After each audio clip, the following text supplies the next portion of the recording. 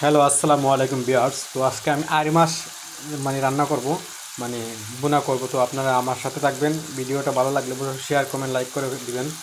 তো আমি আপনাদের দুঃখিত, অবশ্যই কেন দুঃখিত বলতেছি।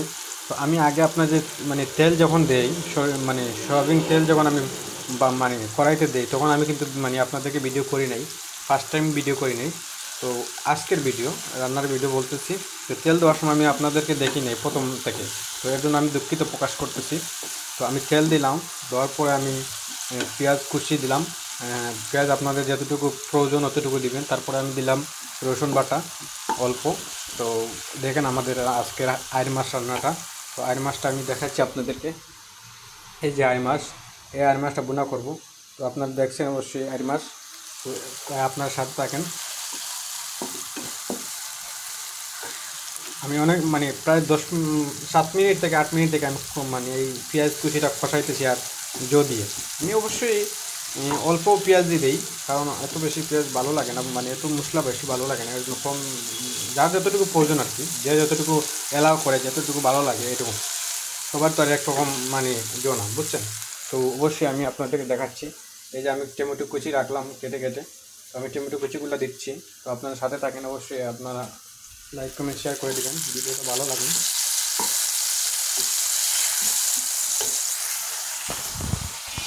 সাথে থাকেন আপনারা প্রিয় বন্ধুরা। আমি কিন্তু এখন দিতেছি তোমার হচ্ছে গিয়া এই টমেটোগুলা দিচ্ছি। এর জন্য ভিডিওটা একটু স্ক্রিন করে রাখছি। তো আপনার সাথে থাকেন, পাশে থাকেন, অবশ্যই লাইক কমেন্ট শেয়ার করে দেবেন। এই যে আমি টমেটো কুচিগুলো দেওয়ার পরে সিলেটে কিন্তু আসলে একটা খুবই, আমি সবাইকে বলবো, যে অন্যান্য ডিস্ট্রিক্টের সবাইকে আমি বলতেছি, যে আমার ভিডিওটা দেখবেন সবাইকে আমি বলতেছি, সিলেট কিন্তু বিয়ে করবেন।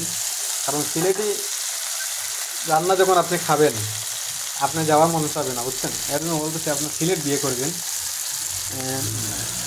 এর জন্য বলি না যে আমার সিলেটের বোনরা যে পড়ে আছে, এরকম না। আমাদের সিলেট সবাই বিদেশি, ভালো ভালো রান্না করে, অনেক সুস্বাদু রান্নাবান্না করে, অনেক অনেক আইটেম ইউজ করে, বিভিন্ন ধরনের বিভিন্ন রান্না ওরা পেশ করে। এর জন্য বলবো আপনারা, তো আমাদের সিলেটে যদি দামানা আসে, বিয়ে করে দামান্ডা আসে, আমরা কিন্তু টেবিল একদম মানে কানায় কানায় ভরে ফেলি রান্না দিয়ে।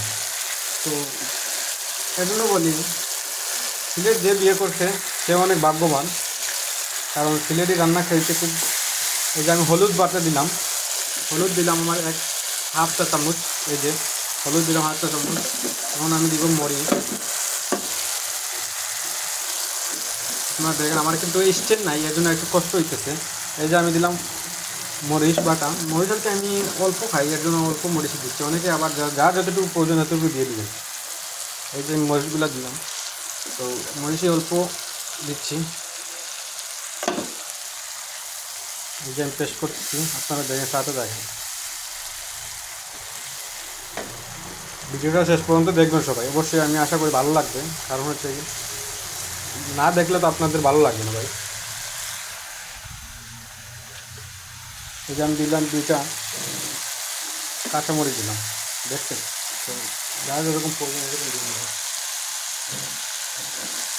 আমি শিলা করে দিতেছি, এই যে আই মাছগুলো দিতেছি, দেখুন আপনারা।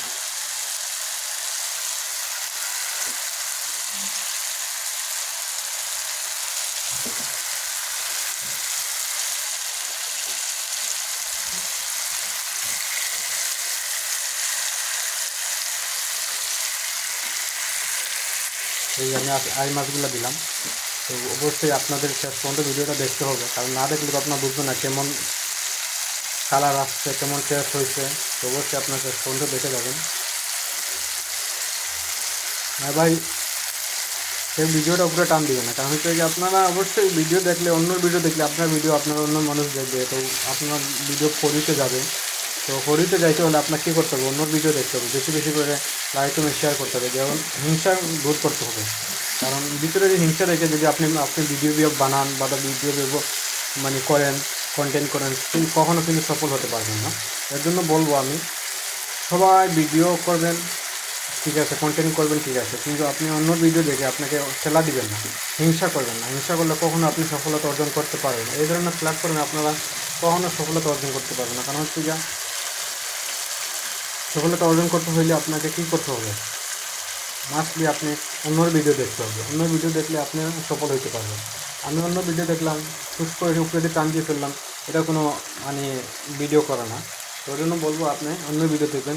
তো আমি 5 মিনিটের মতো এটা দেখে রাখবো। তো দেখে রাখার পরে আমি আবার নেক্সটটা আপনার ভিডিও দেখাইতেছি বাকি বলি। তো অবশ্যই পাশে থাকবেন। আসসালামু আলাইকুম।